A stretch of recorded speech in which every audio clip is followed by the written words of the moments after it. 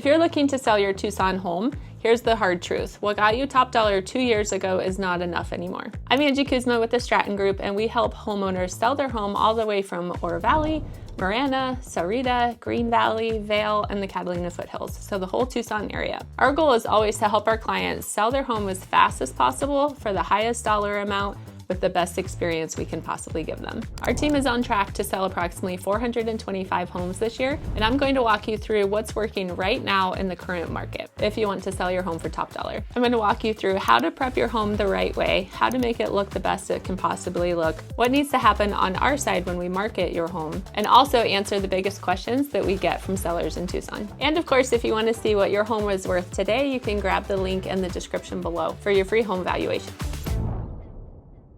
So since 2020, home values have increased approximately 40%, which is crazy. However, right now the market feels very different. So a lot of people don't expect that the values have gone up that much. Homes are still selling, of course, but buyers are a lot pickier right now. And that happens because the inventory is a lot higher than it was back in 2020. So right now, presentation, pricing, and timing matter more than ever before. So we get the question a lot, is it a good time to sell my Tucson home right now? And it is, so stick with us and I'm going to explain exactly why that is. So let's take a look real quick. If you're a seller, let's look at the different submarkets around Tucson and how it affects you.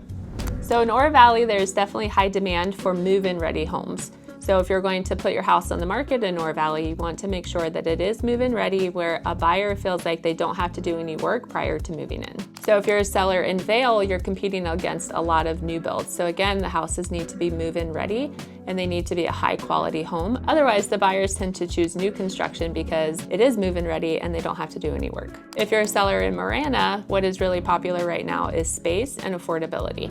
And also you're competing against a lot of new construction. So they say right now, real estate is kind of like a beauty pageant. The homes really have to look as good as humanly possible from the very first day that you put it on the market, especially in Marana where you're competing against so much new construction. So in central Tucson, if you're a seller, character and location is what's driving the lifestyle there. So you want to make sure that the house feels really good and you're able to pull out all that great Tucson charm. We're seeing that buyers are more analytical this year. They're comparing every home side by side, and if your home doesn't stand out online in the first few seconds, they'll just scroll right past it. So to get people to stop scrolling, we want to make sure that it looks as good as humanly possible from the very first day that it goes on the market.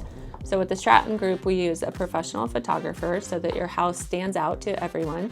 We know that 98% of buyers find a home online before they even contact an agent, so it's really important to make sure that it looks really good from the very beginning. So the next piece of making sure that your house sells quickly in Tucson for the most amount of money possible right now is pricing it strategically. So keep in mind, pricing is not about what you want, it's what's going to drive traffic to your home. Okay, I'm gonna let you into some Tucson pricing psychology.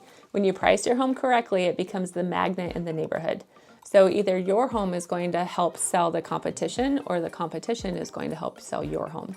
So let's break down what that means. So the homes that are overpriced tend to drive traffic to the lower priced homes. You don't want to be the one that's overpriced and driving buyers to your competition. So the other thing we want to keep in mind with pricing is what's actually happening right there in your neighborhood. So we have data that we look at to see what is the price range where the majority of buyers are the most active in your area. So sometimes it might be a certain price point, like maybe $499,000.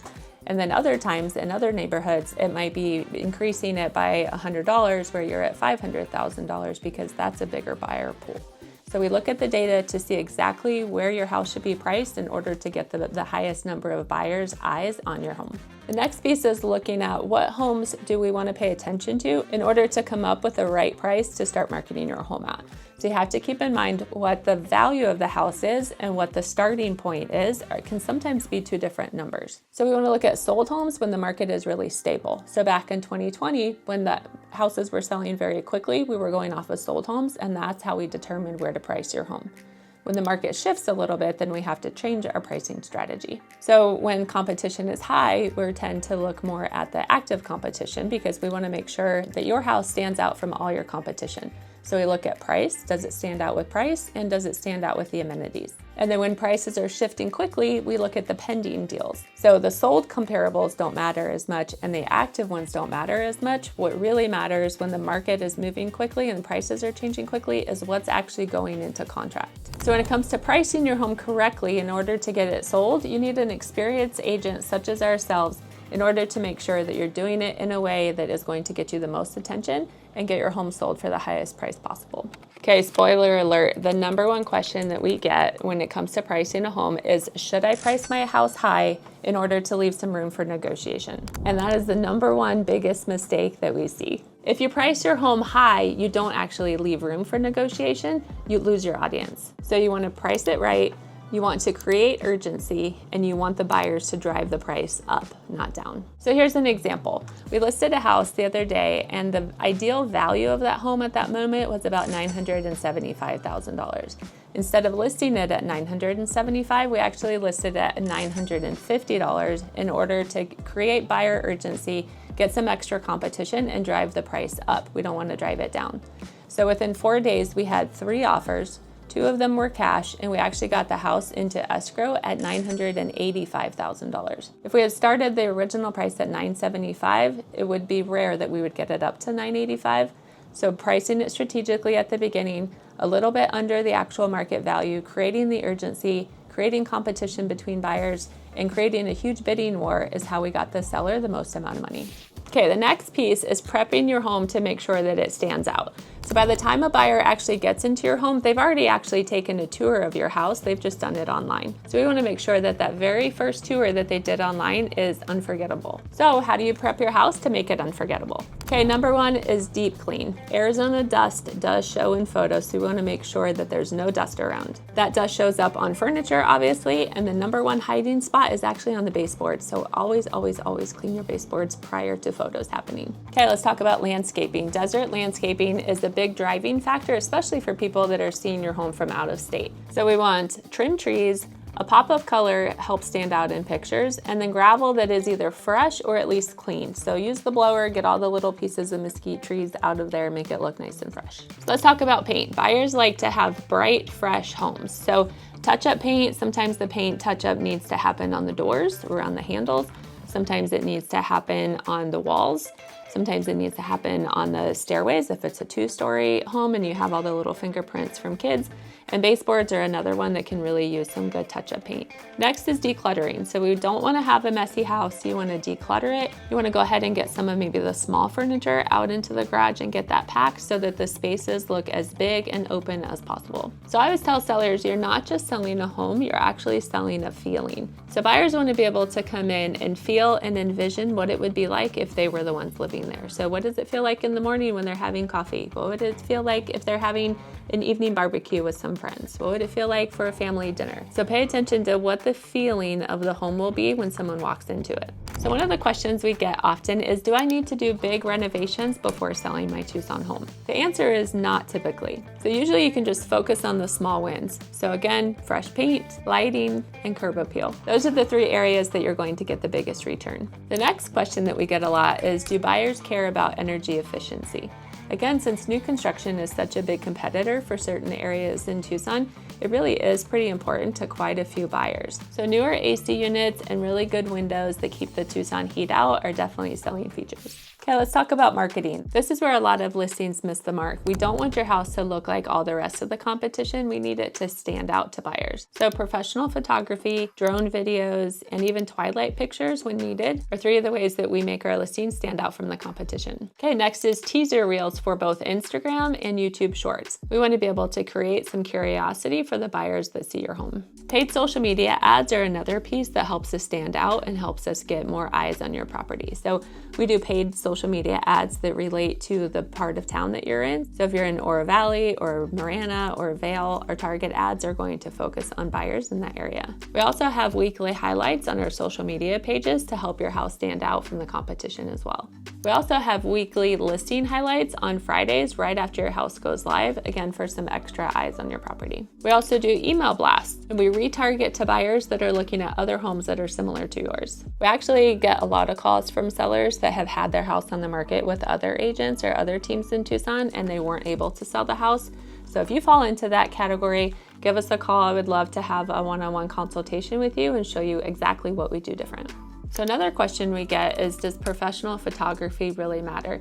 And the answer is always yes. So the research shows that homes can sell up to $10,000 higher with professional photography and approximately 30% faster. So some of the calls that we get from certain sellers are people that have their house up for sale by owner, and a lot of them don't do professional photography. So again, that's where we love to come in, help people out, get their house looking as good as possible, get a great photographer in to highlight the features of their home and get their house sold for them. Okay, once you're live, it's all about momentum. This is where showings and negotiations come into play. So first, keep the home cool and comfortable. Arizona buyers notice if the air conditioning isn't turned on or if the house is hot. We want the lights on, the blinds open, and don't forget about the smell. We need the smell to be really good and cozy and inviting in the home. Quick tip, the best air freshener you can choose is the Glade French Vanilla. I know it sounds crazy, I don't love French vanilla, but it's the perfect one for a house. Okay, let's talk about showings. Getting buyers in as easily and quickly as possible is really, really helpful. So having flexible showing times is also important. If a buyer is interested in your house, especially right now since there's so much competition, we want to do everything possible to get them into your home as quickly and easily as possible. So having a plan to get the dogs out of the house, making sure that the kids clean up their toys every morning before school, super helpful so that buyers can get in and take a look at it and not have to wait. Let's talk about negotiation skills now. So having an agent with really strong negotiation skills is extremely important. A lot of sellers don't realize that, and if negotiation skills weren't important, then these major companies wouldn't pay hundreds of thousands of dollars for top negotiators. So reach out to us. We're definitely experts in negotiation. We practice it on a weekly basis, and we're really skilled at helping you get the most amount of money possible through our negotiation strategies. We want to make sure that we're reviewing not just the price, but the actual terms of the contract. So things like financing, inspections, if the buyer's asking for any concessions, and if there's any contingencies that they're putting into the contract, all of those fall into our negotiation skills. So it's not about taking the first offer, it's about taking the best offer with the highest probability of it closing. So you get a lot of sellers that say, okay, I got an offer quickly, but since it came in so quickly, is it better to wait and see what other offers we get? So here's the truth. Typically, the first offer that you get is going to be the highest offer. So if there's anything that we can do to make that first one work, it's going to be a benefit to you in getting you the most amount of money possible. So again, our goal is to always create a bidding war where the buyers are competing to get the price up and not down. And we know that statistically, the longer a house sits on the market, typically the lower it sells for. So getting your house on the market quickly, making sure that it looks really good, getting an offer as soon as possible, those are all things that lead to you netting the most amount of money. So making sure that your house is ready for home inspections is also really important.